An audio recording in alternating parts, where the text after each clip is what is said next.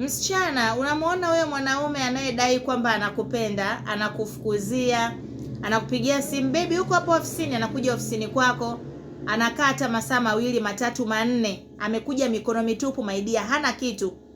Amekuja kama alivyo my dear, anakaa hapo ofisini kwako masaa mengi, anakuangalia tu, hana chochote alichobeba. Huyo mwanaume ni kwamba hakupendi, ameshanusa tu kwamba wewe ni desperate lady. Kwa hiyo anaona kabisa atapata anachokitaka kwako bure kabisa, bila nguvu yoyote, na ndio maana anafanya hivyo. Ngoja nikwambie kitu msichana, mwanaume anapokupenda huwa anakuwa na aibu. Mwanaume yeyote anayependa, yani kama mwanaume amekupenda, huwa anakuonea aibu. Wanaume pia wana haya kama sisi wanawake.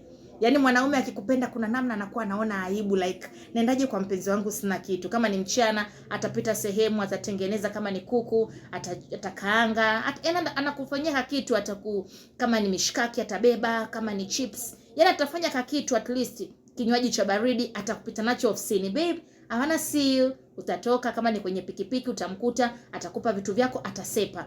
Au atakuja kama ni ofisini, atakaa, atahakikisha unakula, uko sawa, you are okay, ataondoka. Kama ni jioni atapita sehemu, atachukua yogurt, atachukua kama ni karanga, atachukua kama ni chocolate. Jamani, ni shilingi ngapi? Yani anakuja kwa mpenzi wake, utashangaa tu anafika pale na kimfuko, atakukabidhi. My dear, wewe ukiona mwanaume wako anakuja kukuona bila chochote, yani anakuja tu, ameshajua kabisa kwako wewe atapata vya bure. Yani tena inawezekana wewe sasa ndio ukaanza kuhangaika, ngoja nikamnunulie kitu. My dear msichana, hiyo sio kazi yako. Yani wanaume wana akili sana, na huwa wananusa harufu ya desperation. Yani anajua kabisa hapa huyu mtu ni desperate, nitapata kila ninachotaka bure kabisa. Kwa hiyo be very very careful baby girl. Wanaume wako kwa ajili ya kututumia, wewe ndio utachagua kutumika vizuri au vibaya.